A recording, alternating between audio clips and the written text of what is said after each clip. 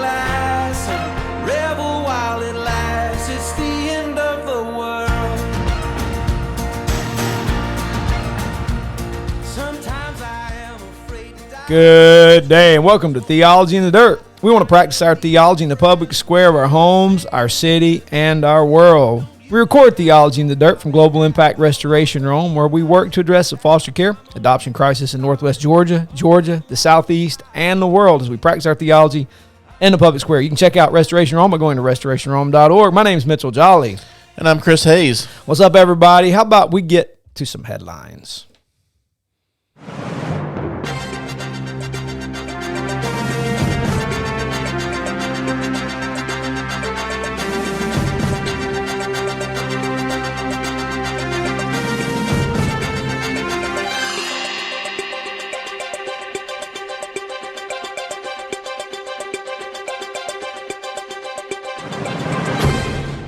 All right, I just realized we need a sound engineer. It would be awesome. Somebody come in and work the buttons. So as I'm reading stuff, I'm not trying to, because I'm one-track mind guy. Like doing two things at one time almost turns me into. Multitasking is hard. Yeah.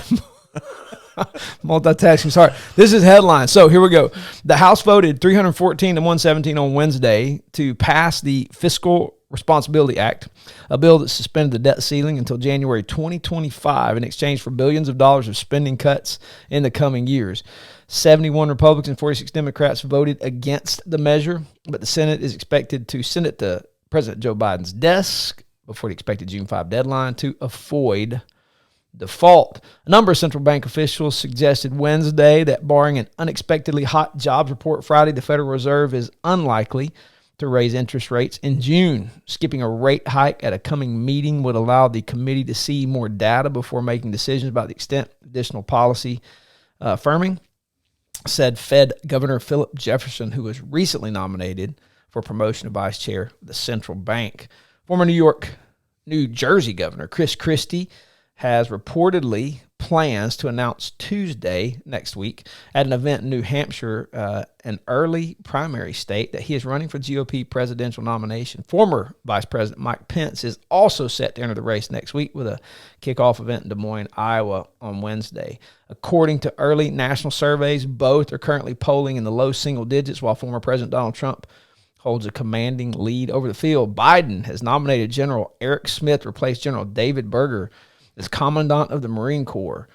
Smith's the last of several nominees tapped to replace outgoing members of the Joint Chiefs of Staff, the highest-ranked uniformed members of the armed forces who advise the president on military matters.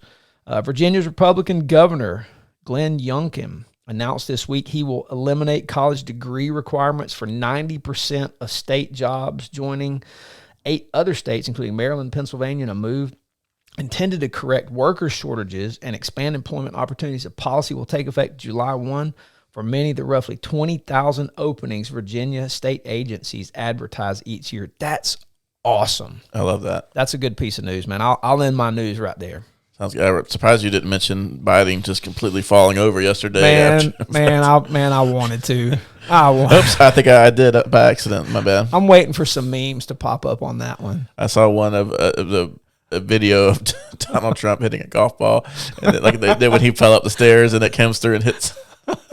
and that's not even like I like this guy or the other. That's just funny. No, it is just funny. I mean, it's when awesome.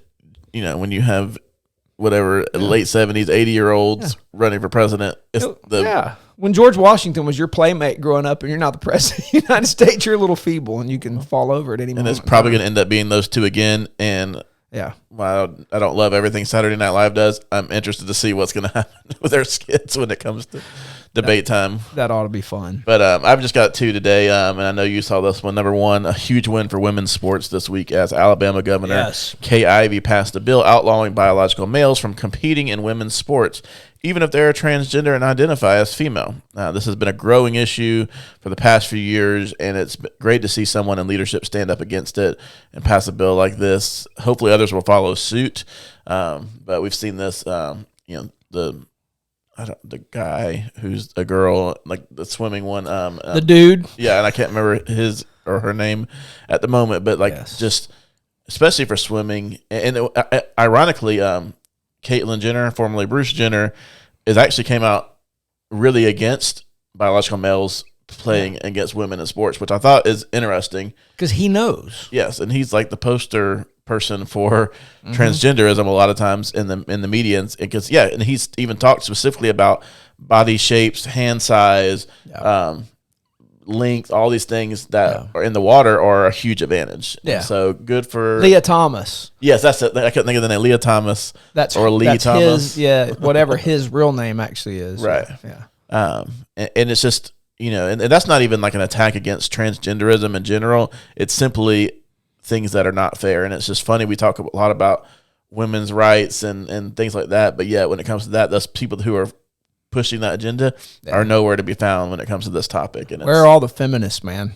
Defending women's rights, baby. They're silent. Yeah. Martina Navratilova, grade A feminist. Gay. She's been canceled because she knows that women and men, it's not a fair competition. Anyway. Right. Boy, that's stop. You got news. Well, even I know what last one is Serena, because a lot of people like Serena Williams, greatest tennis player of all time, and you hear people, oh, she would dominate the men. Well, she played one time a guy who was ranked, I think, 200th or so in the world, and he beat her 6-0 and 6-1, something like that, in straight sets. Right. And we're talking Serena Williams, the greatest female tennis player of all time, and honestly, maybe the greatest tennis player of all time if you just count achievements across the board. Right. It's not fair. And she's a robust lady too. She is. Yeah. She's got size and speed. Yeah. She's a pretty special athlete. You could put Brittany Griner in the NBA, and she would not hardly. No. If she may never score, she may not see the floor. Well, she wouldn't. Yeah, you would never see the publicity floor. Yeah. She might be at the Steve Kerwood player, but Steve Kerwood player. Anyway, I digress. My last one today, and I want to clarify this. There's some of these reports are alleged and conflicting reports on it, but just some sad news for one of the people I think is one of the most talented people in Hollywood, Jamie Foxx. Been dealing with some medical issues while filming in Atlanta, his newest Netflix movie, but reports came out yesterday that he is currently paralyzed and blind, partially paralyzed and blind, stemming from a blood clot in his brain due to COVID-19 vaccine. And I'm wondering if a lot of the uncertainties around the reports are because nobody wants to say it's vaccine related. But with that said, like I said, it's been reported a lot, so I'm not making it up. But if the case is not true, my apologies to Jamie and his family. But I've seen this reported a lot, and he definitely has had medical issues stemming from that. And so I pray he gets better because I like Jamie Foxx. I think he's awesome. Incredibly talented musician, actor, all that. But we're seeing more and more of these big major medical issues coming out and continuing to be suppressed because that goes against the narrative. It goes against the narrative, absolutely. The VAERS reports are through the roof, and they were forced to do it to continue to work. It should be an issue of freedom. You want it, get it, fine. You don't want it, don't get it. And that's what freedom's all about. Right. And people are forced to get it, and a lot of people are sick, and it's made things worse, but we're not allowed to say that. Right. Jamie Foxx, first things came to mind is Wanda Wayne. Hey, what you doing? From In Living Color, Jamie Foxx is one of the most talented people. He can sing. He do everything. He's incredible, but I see Wanda Wayne every time. As soon as I hear his name, I see sketches with Tommy Davidson, Jamie Foxx, and Jim Carrey being the co-host of The Dating Game. And oh, gosh, that's... his version of Ray Charles is incredible. But if you want some good, I'll leave this and we'll finish it here. Some gold. Google Jamie Foxx, Jimmy Fallon Show musical impressions. They do that show where like Wheel of Musical Impressions, where they sing like random songs in a certain style, and it's phenomenal. He does like this opera version of B word, go get my money song. I'll just say that. So there is some language, but it is absolutely fantastic what he does with that. Just his ability to sing and manipulate his voice and all these things is incredible. So Jamie, get well soon, my friend. Absolutely. It's time for the show.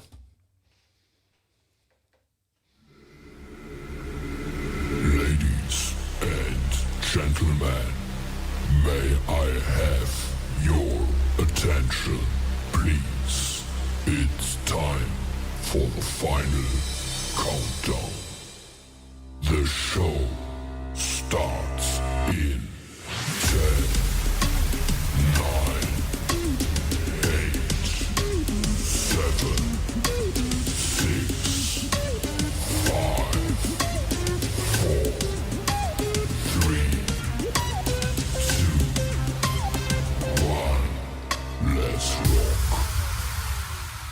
speaking of Martina Navratilova being canceled, today we want to talk about cancel culture. Cancel culture. Maybe we're a little tardy to the party and talking about it. It's been around a while, but I think what's interesting is it's a real thing. This really happens, but I have a question kind of at the end. I don't have so many points today as much as I wanted to find what it is, kind of its origin, and I want to ask a question, and you have some points and some takeaways, and I have a thought to kind of wrap up my thoughts for the day. It's from Uncle Screwtape to Wormwood, from the Screwtape letters. But cancel culture, what is it? What is it exactly? Well, cancel culture refers to a social phenomena where individuals or groups are publicly ostracized or boycotted or canceled. That's where the word canceled comes from ostracization or the boycotting, due to their actions, their statements, or beliefs that are deemed by whoever is in whatever position of power, whatever influence they have, who is deemed in a certain group to have some kind of power, they cancel or ostracize or boycott based on a person's beliefs or a statement they made or their actions in a particular space that they have found objectionable. So this person, maybe it's me, maybe it's you, somebody else, they make a statement, like we just made a statement. We said, hey man, this may relate to the COVID vaccine. Some other people may come out and say, how dare you? You are wrong. Your podcast has to go off the air. You're offensive. Rah, rah, rah. They make enough noise, they can run us out of a space. Right. Right. So that's kind of what that would look like. What's interesting is this practice isn't new. It's new. It's in the digital spaces. I think it has grown way outside of historically what it has been, and it hasn't been called cancel culture in the past, but the practice has gained significant traction in the digital age, fueled by the rise of social media and platforms, which is going to lead to a question I have later. Platforms that have grown people's influence far beyond, how do I say this? Grown people's influence in perception farther than it really is. I think digital media has done this thing where people perceive themselves to be more important than they are,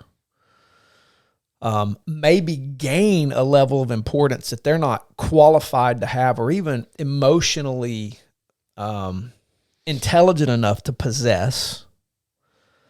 And when things get off the rails, like, it's a massive problem. So it's social media platforms have perhaps grown people's influence to places that it's not possible for them to actually maintain.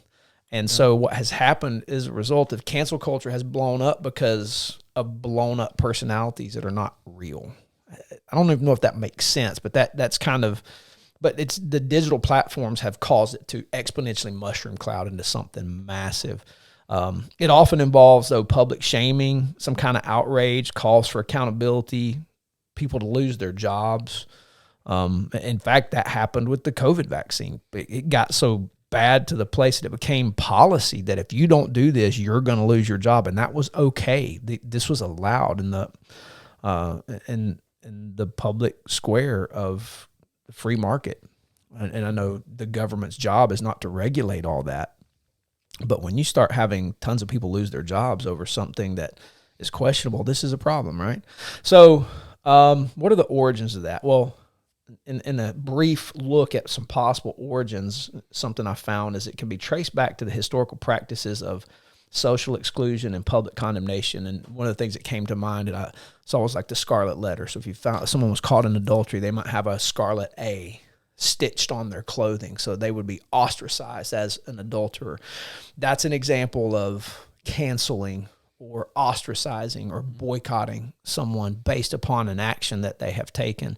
But its contemporary form emerged and has proliferated with the advent, again, of social media platforms, Twitter, Facebook, and the various other online platforms that provide space for people to express their opinions and then crazy mobilize these massive actions. And this is where my thought goes to, is it so exponentially increased because this platform extends people's influence past what it normally would be? So if we did the scarlet letter thing here in Roman Floyd County, our reach might be our neighborhood or our little few square miles of influence around 30161, not even 30161, maybe even Highway 293 and Maplewood. That might be the extent of where we could influence. But if you got out toward the Alabama state line, nobody would know. Nobody would know. It's like, you just rip this guy. Who are you? I'm so-and-so. Hey, how you doing? How's your mom and him? Right? And you're on. You're Plant Bowen. You don't care. Nobody cares because you're no longer over in Maplewood, over on 293. But with the advent of social media and the platforms, like, I'm nobody. Like, I'm irrelevant. And I got a lot of followers on the Twitters, man. It's crazy. And I'm not that many followers important. Right. You know what I'm saying? I am so irrelevant. It's not even funny. But if I decided to cancel you, I want to boycott you, I want to say something mean and mean-spirited about you, I could ruin your reputation across the world. I got followers in other countries. I got followers in other states. And if I use that platform irresponsibly, I could do damage to your reputation far beyond our little piece of geography here. And I don't count. And so that's kind of my point is I think the cancel culture has been exponentially blown out of proportion and misused, obviously, to destroy people because inflated sense of importance that a social media platform that gives us a global audience has provided. And so that's dangerous and powerful. You know what I'm saying? So It matters what we say and how we say it and the manner in which we come across in social media. It's okay to say true things. It's okay to critique. But to call for a person to lose their income, to call for a person to be ignored, to be silenced, to not be able to speak, and not have any manner of platform anymore is the absolute opposite of any sense of freedom. And I'm even going to talk about our Constitution. We have a global audience. There are people who listen to this podcast who don't live under the Constitution of the United States of America. There's a sense of human freedom in which we should be able to express our thoughts and be critiqued for our thoughts. That's kind of what it is to be human. And so cancel culture has gained momentum in a lot of communities, and it's become a way to target certain people that we just don't like. If they say something that I disagree with, for some reason we've become so bothered by that we have to shut them up as opposed to engage with them or just ignore them. It's not just, hey, why did you think that? Why do you think that? Tell me. Maybe I can learn something. Maybe I can teach you something. Or it's just hatred, that there's no sense of being able to dialogue. And so that's absolutely an insane thing. And what it's done is it's amplified the voices of people who might find themselves in a minority opinion, and somehow that has caused them to become overly sensitive, and rather than learn or teach their perspective, they lash out and destroy. Exact opposite of I would call cancel culture a form of violence. Yeah. Dr. King's belief in nonviolent resistance would be a lesson to be learned here, because violence isn't just hit with a fist. It can be hidden with words. And you can use your words to absolutely destroy somebody emotionally, spiritually, financially, in all manner of ways. So what if cancel culture is a social media digital phenomena that does not exist in local communities to the extent we see in the digital world? What if it's a ghost that has destroyed, doesn't make it unreal, but digital media has overextended reaches of people who ought to really just be quiet? Yeah, I'm going to stop there. No, you're good. That's all so good. And you're right. It's not anything that's new. We've kind of given it a label now and a phrase. It's cancel culture, but it's been around forever.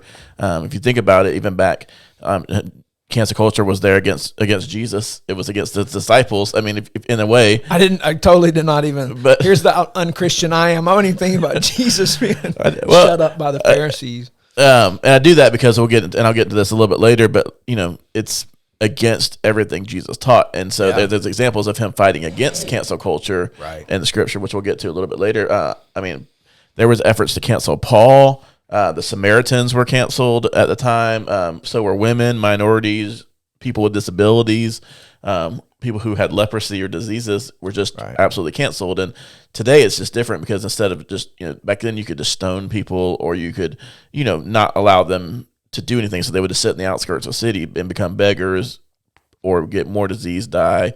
I think back on the Salem witch trials, I mean, there were how many women in particular who just had a different perspective were killed because someone just said, "Oh, they're a witch." Yeah. And once that gets out, Yeah. it becomes momentum, and it's mob mentality, right? It's Yeah. really what it is. And like you said, it's transcended from pitchforks and fire to social media, where it's a lot easier to get a bigger following and to do it quickly and to attack people. And we see it mostly in today's time for statements that are considered racist, or against LGBTQ plus community, Right. Or anti-Semitic, anything like that, or anything political that's a hot take, if you will, or even accidental. This happened just a couple weeks ago. There was the TV announcer for the Oakland A's, Glenn Culper, was fired after. They were just having a conversation. And I think they were in Kansas City, if I remember right. Him and the other announcer, and just announcers talk before the game and just kind of sharing. And they were like, and he meant to say, and we visited the Negro Museum. He accidentally used the other N word. Yeah. Not okay. I mean, there should have been accountability. Even as an announcer, you have a platform. You can't say that thing. Yeah. But it was very clear it was just a slip of the tongue, and I don't know if he says that in other parts, and that's it's a Freudian slip, or if it was just literally was trying not hard not to say that, and it happened. All that to say, him losing his career and probably not going to get another job because of that. He's done. He's done, and that's the kind of things I think it's important to address when we talk about cancel culture, because it's parsing words, right? Salem witch trials, you can pull up accusations, and you can read transcripts, handwritten transcripts, fascinating stuff. Right. The interpreter of words, if you come in skewed with this guy and assume some things about him, you're going to judge his words in a manner that you're going to levy consequences on him based upon your parsing of his words that may or may not be accurate. Right. And so, yeah, man, it comes down to the use of language and words. And if somebody wants to get you, they'll parse your words and make you say something you didn't say. Yeah. I mean, they'll go find old tweets from when you were in high school. This happened with, I think, Jake Fromm, UJ quarterback. It happened with a lot of other ones. I'm so glad there was none of that when we were just about to say that.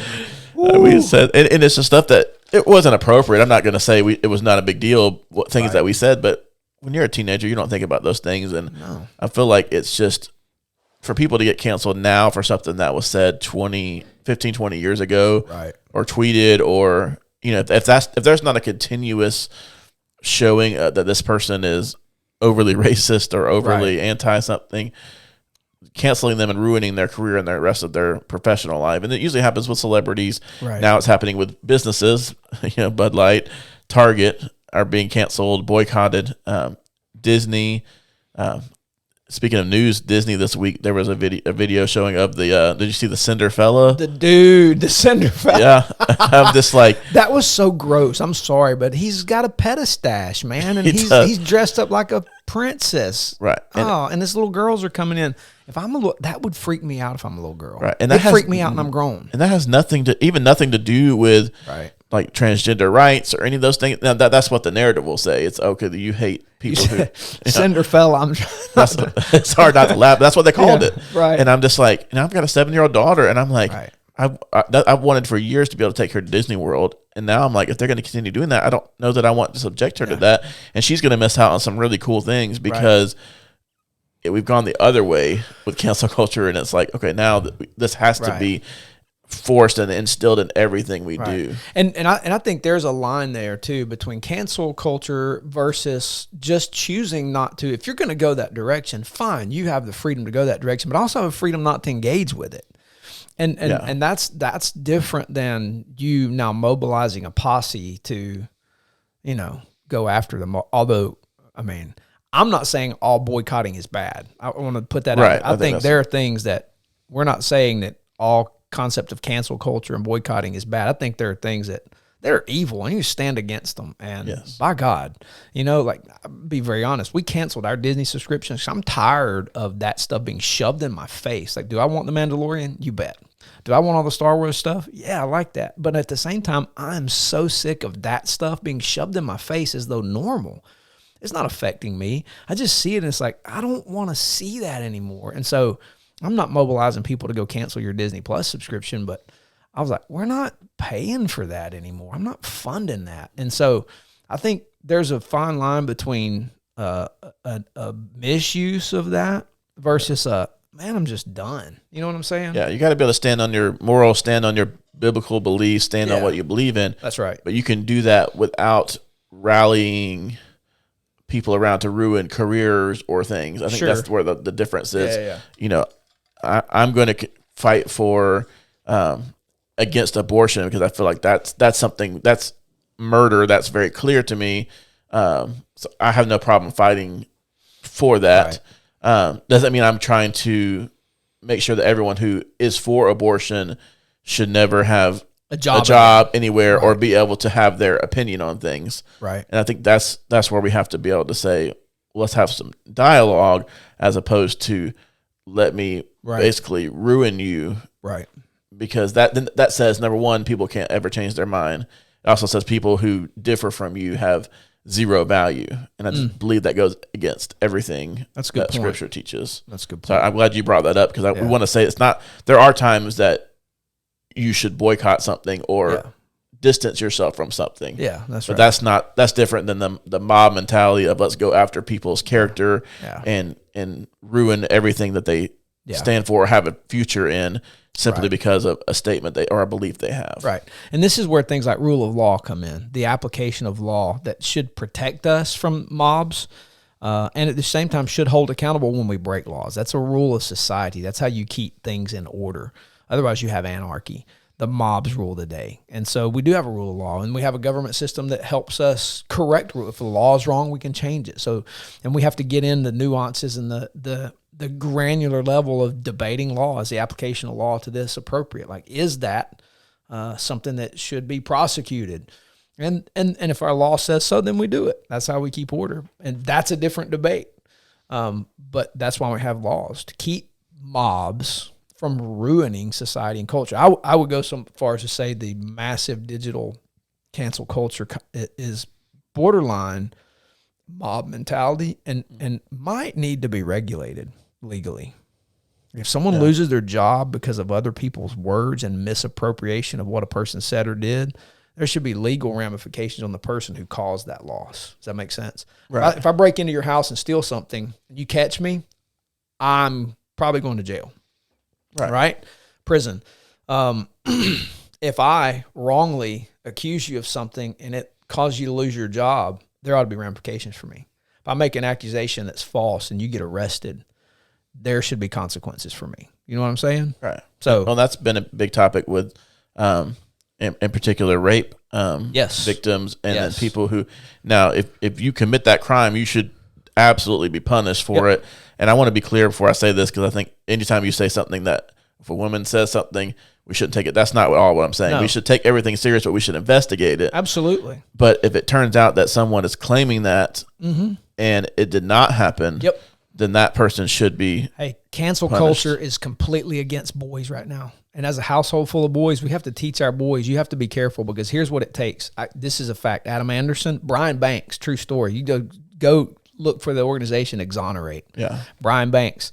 Right now, all a girl has to do is say the words, and that boy's life is ruined. Whether it happened or not, whether it happened but didn't happen the way she said it, it doesn't matter. He's going to prison. It is stacked against him. Case after case after case after case. Cleat chasers are ruining young boys' lives by simply making an accusation, lying, getting paid, and they go to prison for something they didn't do. That's a form of cancel culture. And I know dads of girls are going, you're a dad of a girl. Yeah. But men, they're just like, there's just over over credence to a young girl's words against a boy without any sense of fairness. And that's a form of boycotting and cancel culture, coming completely out against the boy culture.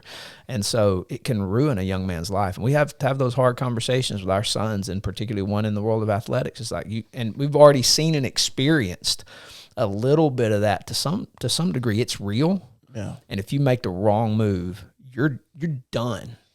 And even when you get out of prison, it's going to be hard to earn a living because you're going to be that guy who did that. Yeah. And it didn't even happen. No, and that brings up a good point that I wanted to address. Was not in my notes. Sorry, and I'm totally you have notes. And it's okay, but I think this is part of the conversation.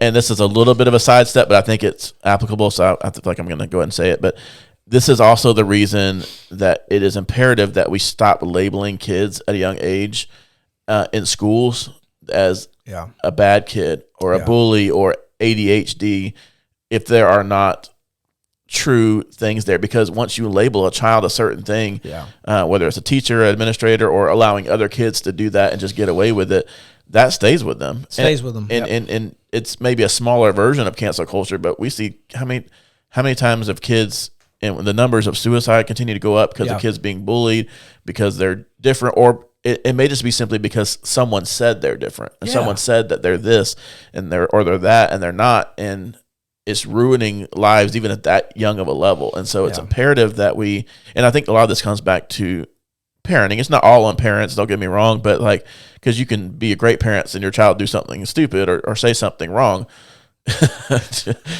We're all go through that. Mine's young enough to where those consequences are less right now, but so all that said, this isn't a blame all the parents kind of thing, but at the end of the day, have those conversations with your kids. I mean, how many videos do we see of fights or kids being bullied, and everyone's just pulled out their phone and enjoying it and laughing, and I mean, we've all been guilty of that at some point, I'm sure. Yeah, but that's the thing is no one's helping, no one's willing to stand, because then if you stand up against it, then you're going to be isolated. Hey, with school zero tolerance policies, if you go to defend that person, you're getting OSS also and likely to be arrested. If you throw a punch in defense of a person who's being mistreated, if you throw that punch, there's a good shot of you being arrested. We know that personally. And at some point, we're out of the school system. I'm going to talk.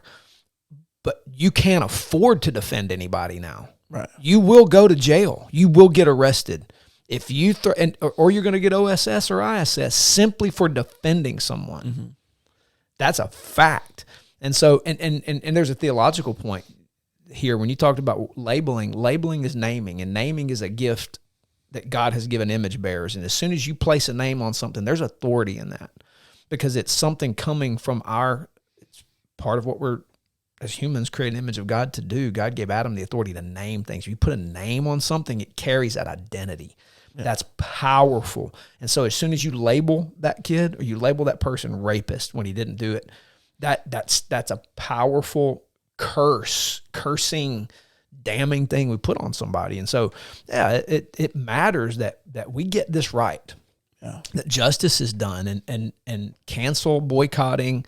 That culture is full of injustice. Yeah, it's a scarlet letter all over, but it is much more permanent and much more difficult. You can't just remove it, put a new shirt on, that's right, and then go to a new town where no one knows you, because it's on social media and that stuff's permanent. Yeah, it just is what it is. So let me transition, I guess, a little bit, because I think all those are important points to discuss about kind of as Christians. And what does the Bible say, and kind of looking at it from that lens about cancel culture. And just simply to follow Jesus is to reject cancel culture.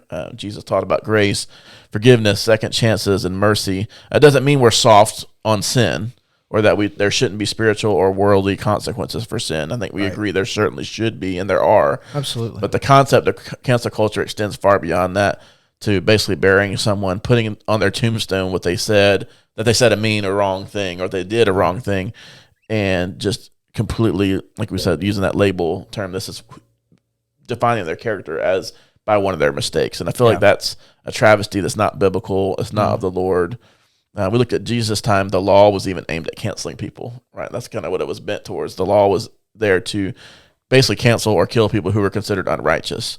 But that's not how Jesus dealt with things. In John 4, he sits with the woman at the well, discussing her sin but not condemning her. In John 8, Jesus prevented someone from getting stoned, standing in between the mob and the sinner. And, he told the story of the Good Samaritan who refused to pass by someone because they were different, didn't ignore them, and they needed help. And so even Jesus showed compassion and mercy and forgiveness for the one in Judas who would betray him. He forgave Peter for denying him. It's just, he continues to speak. Now, there were times where Jesus, in his righteousness, also stood up against wrongdoing. In Matthew, we see that turning over the tables, and he talks about that several times in the book of Matthew. But so again, it's not softness on sin or on wrongdoing, but this idea of cancel culture is just not biblical. Well, I think there's a distinction between violating the law of God, which God is clear, because the consequences of a behavior are determined by the severity of what is done toward who it's done. Yes. And the law, Galatians, is our tutor to lead us to Christ. And so the law showed us that who we're violating is God, so the consequences are severe. And so the consequences of sin are appropriate in that it's not so much canceling as much as it is you violated a holy God, and the just consequence is death. It's deserving, which is why the cross is so important, because Jesus comes and takes the just penalty. It's not like God goes, oh, I was wrong, I shouldn't have been so harsh. No, he should have. He's God. And you violated, the day you eat it, you'll die. Yeah. And so somebody's got to die. Somebody's going to have to die. David, it's not going to be you. It's going to be my son. He's got to die in your place for your sin, but he's going to die because the law is clear. It's holy, right, and good.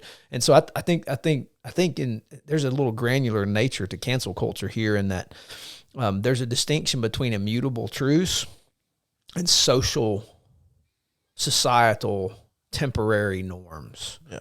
And what's happening in a lot of the cancel culture, man, sometimes these blend. Sometimes they blend. Yeah. And right now, I mean, that could be a whole different podcast as of blending these worlds, but a lot of what we're talking about are societal trends that if you say that, a trans woman is really just a man, oh, you can't exist anymore. Yeah. That's the kind of stuff, right? So, yeah. Or during COVID, we saw that big time. If you were against the vaccine or even just against it being mandated, then you were okay with people dying. I mean, I had people basically seeing that every day. Like, if you didn't agree with people getting vaccinated, and again, it was just like people who wanted to get vaccinated, that's fine. Like, there were evangelical Christian leaders saying this is a tangible way to love your neighbor, and I'm going, really? Is it? And like pressuring.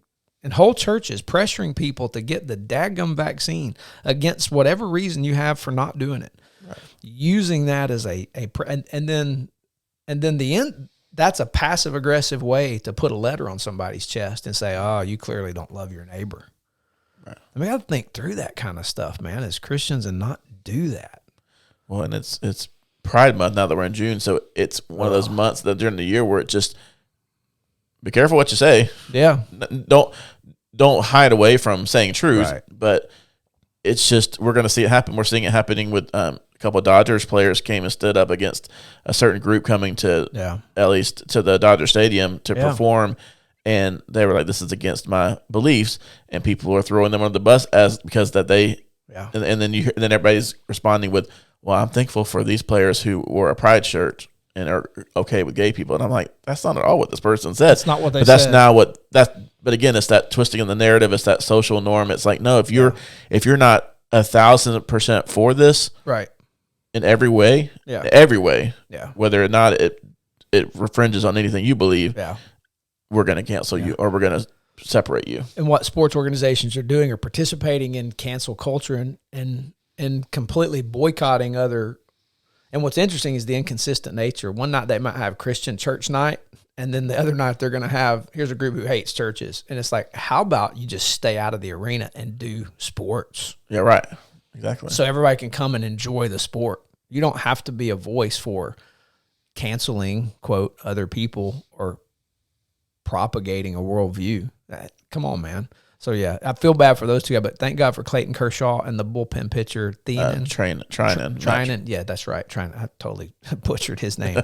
But those dudes said some awesome stuff, but they're being But they said it in love. That there was not like anything like, No. how dare these people participate in that? Right. They're not against their teammates. No. It's like, this is a personal, and I don't think they should be forced to do it. Just like and no one should be forced to participate in faith night. Absolutely. If it's Christian night and there's someone doesn't believe that, they shouldn't be forced to have to wear a cross on their shirt or Absolutely. either. It's all of that. Yeah. It's not. I'm not being one sided when we say these things. Yeah. What role does an organization play? A public organization in the public square. How do you function in the public square in such a manner that you allow all people to be part of your dialogue without ostracizing anybody? And sports organizations are terrible at that. They jump on the latest cultural bandwagon and ride it for money. They're making money. Oh, tons of money. Yeah. It's their business, and that's what they Yeah, do. So, that's right. Another rabbit trailing, and I like it. It's fun. absolutely. You mean jump in my takeaways, or do you have anything else before we get to that? I know you got Go to your takeaways. with your stuff. Let's go ahead. Takeaways, because I have some screw tape and wormwood. That's a good thing to end on. Anytime we can incorporate C.S. Lewis into the podcast, it's probably a win. Score. All right, I guess you got 3 takeaways. They're pretty simple this morning. Or you might not be listening in the morning. We're recording in the morning. So whenever you're listening, I got 3 takeaways for you. Number 1, don't be afraid to be in the vocal minority on something if it aligns with Scripture and being a representative of Jesus. 1 Corinthians 5 reminds us we're ambassadors of Christ. Hebrews 8:12, the Lord tells us, for I will be merciful toward their iniquities, and I will remember their sins no more. And that's not easy for us to do, but we must remember who we are and what has been done for us, and then go and do the same. Even if that means potentially getting canceled or just being in that minority. Yeah. Number 2, instead of blocking, defriending, or blasting someone, heed the words of Christ in Luke 6. But I say to you who hear, love your enemies, do good to those who hate you, bless those who curse you, pray for those who abuse you. To one who strikes you on the cheek, offer the other also, and from one who takes away your cloak, do not withhold your tunic either. Give to everyone who begs from you, and from one who takes away your goods, do not demand them back. And as you wish that others would do to you, do so to them.